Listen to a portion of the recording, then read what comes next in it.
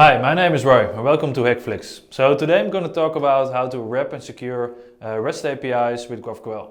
Thanks, Roy. Thanks for coming. What do we have today? Yeah, so I'm going to talk about wrapping and securing REST APIs with GraphQL. Okay. So how I actually got to this is because at some point developers really like to use GraphQL for the front-end developer experience, but then backends have like these old REST APIs. Okay. So there's one way to do this, and you can wrap REST APIs with GraphQL. And then still have all the developer experience and don't have to hassle with all the REST APIs anymore. Okay. So there's one downside. It doesn't really improve performance yet because you need all sort of caching things. But I can show you how to do it. So if you're not familiar with GraphQL, you would have like two things in there. So you have a schema. So this is your schema, and then you would have your resolvers. Yeah. And you actually want to query your schema, so maybe you want to ask for your product information. I haven't been whiteboarding in a long time. Suppose you want to get like products, and maybe you just want to have a title in there. Then this query is something you would send to your schema. So like this. So the main downside from REST is if you just want to have products. Want to stand here, then maybe that's easier. Okay, yeah. Okay. So if you just want to have your products, your title in there, probably you have to send one endpoint request, and it's going to send you a lot of information that you don't actually want. So for front-end developers, it's really frustrating because you have to filter it, sort it, get the title out there, and you get a lot of information you're actually getting inside your application that you don't want to have. Yeah. So something you could do is just create a GraphQL server, and in your resolvers you would actually send the REST request. So suppose you want to have products, you send a query, it goes to your schema, it goes to your resolvers, and from your resolvers you would actually send a request to like get products. And in here, like all the data will go into your resolvers, and then that request here is a REST request. Yeah, so this is REST. Okay. See here. Okay. And by sending this REST request, all your data gets back to your resolvers, and then you can match it to the schema. So now you can just put in like literally everything you would have in your products REST request, and you can just have it in your query and ask for that information. Okay. And it actually gets interesting if you want to have more requests. So maybe products is linked to something as well. So maybe you would have like ratings in here, okay. And maybe those ratings will have like a score. So now actually you would have to send like two REST requests because you want to have information from a different endpoint as well. So it's still the same idea. You would send this query to go to your schema, and then all those information should be in your schema, of course. And then you would go to your resolvers, and it will send an additional request to maybe like /reviews and get that information in there. It's still a REST request. You still get all the stuff from your REST endpoint. But now it's in your resolvers, and you can just query it like this. So this is actually a pretty easy way to get all the information from your REST request without having to send the actual REST request from your front-end product. Mm-hmm. Okay.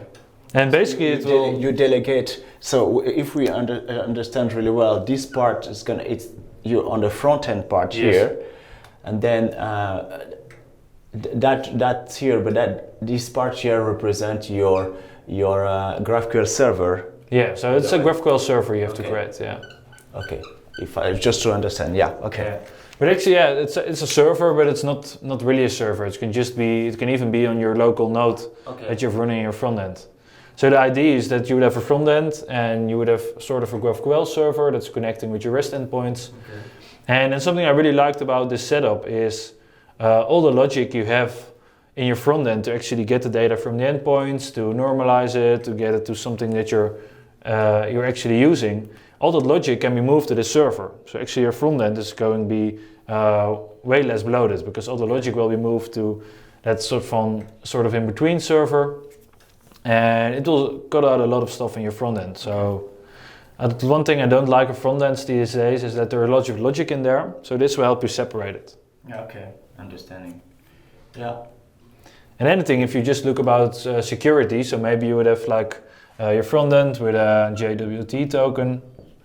So probably your REST endpoints will accept some sort of token, and probably JWT. And you don't have to change anything for it, because together with your query, you're just sending along this token, and it will go to your resolvers, and in your resolvers you can add the token to here.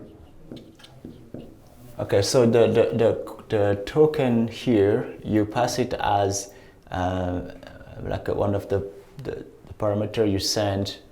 Yeah, you're actually passing it as a header to, so this is a request, so this entire request, you would just send like a header information with it. Yeah, okay. So you don't have to implement anything extra for it. Because that's the thing, when you talk about servers, people are getting anxious about, should I put authentication on there, should I do something? Yeah. But you shouldn't have to do anything, because you just send a request, and if you don't pass along the token, probably your REST endpoints won't give you the information. Okay. That is one way of doing it, like, but like as a front-end developer, at some point you have these. I'm looking for those tutorials, like how do I secure GraphQL request and this stuff.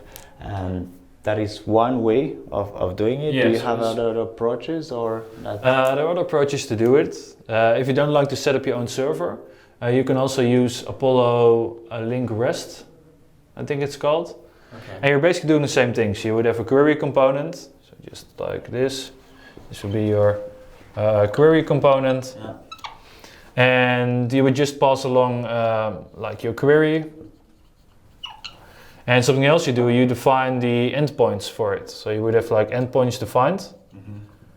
And you would have sort of a local schema where you have directives. So when you construct your schema for products, you would have like a product type.